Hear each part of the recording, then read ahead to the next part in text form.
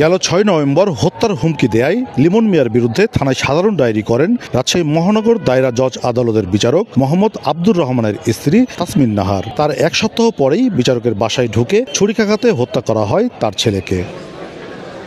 বৃহস্পতিবার বিকেলে ঘটে এই হত্যার ঘটনা। জানা যায় দুপুর ২:৩০টার দিকে লিমন নামের ওই যুবক বিচারকের ফ্ল্যাটে যান। দারোয়ানের কাছে পরিচয় দেন বিচারকের ভাই হিসেবে। এর প্রায় ৩০ মিনিট পর ফ্ল্যাটের গৃহকর্মীর ডাকে ছুটে আসেন দারোয়ান ও আশেপাশের বাসিন্দারা। বিচারকের ছেলে তাওসিফ রহমান সুমনকে পাওয়া যায় মৃত অবস্থায়, স্ত্রী ও লিমনকে পাওয়া যায় আহত অবস্থায়।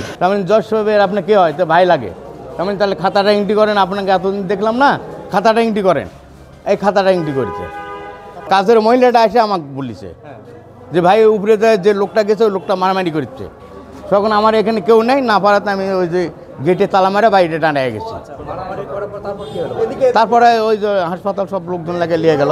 পরিচিতভাবেই ঢুকেছে বাসে, ঢোকার পরে সে আপনার ধরেন নাকি দরকার মাধ্যমে এক পর্যায়ে আর কি এই ঘটনা ঘটে গেছে। রাজশাহী মেডিকেল কলেজ হাসপাতালের মুখপাত্র শঙ্কর কুমার বিশ্বাস বলেন, তাসমিন নাহারকে ভর্তি করা হয়েছে, তার শরীরে অস্ত্রোপচার করা হচ্ছে। ঘটনাস্থল থেকে আটক লিমনকেও ভর্তি করা হয়েছে সেখানে। তো তাৎক্ষণিকভাবে আমরা বিচারক মহোদয়ের যে সন্তান তাকে আমাদের কর্তব্যরত চিকিৎসক পরীক্ষা নিরীক্ষা করে মৃত ঘোষণা করেন এবং বিচারক মহোদয়ের যে স্ত্রী ওনাকে আমরা গুরুতর জখমী অবস্থায় পাই। ওনাকে তাৎক্ষণিকভাবে সার্জারি ওয়ার্ডে চিকিৎসাধীনের জন্য ভর্তি করা হয়। হামলাকারী সম্ভবত তাকেও গুরুতর আহত অবস্থায় জরুরি বিভাগে আনা হয়। শরীরে বিভিন্ন স্থানে ধারালো অস্ত্রের আঘাতের চিহ্ন ছিল।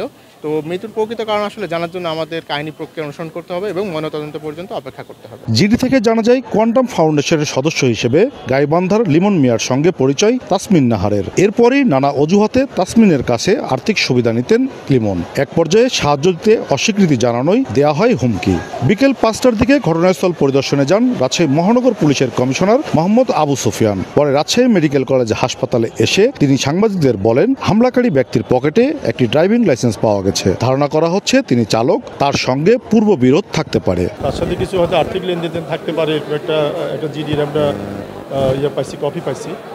তো সেটার কারণে হতে পারে টাকা পয়সা চাইতো। এখন আজকে মানে বিকেলবেলা আসছে, বাসায় এসে দারোয়ানের কাছে ওখানে এন্ট্রি করে ঢুকছে। তো পরে কিছুক্ষণ পরে যখন বাসার ভিতরে শব্দ হলো তখন লোকজনে গিয়ে দেখে যে সবাইকে রক্তাক্ত অবস্থা দেখলো, উদ্ধার করে হসপিটালে নিয়ে আসে। পুলিশ কমিশনার জানান, তদন্তে বেরিয়ে আসবে হত্যা রহস্য। কাজী শাহেদ, দেশ টিভি, রাজশাহী।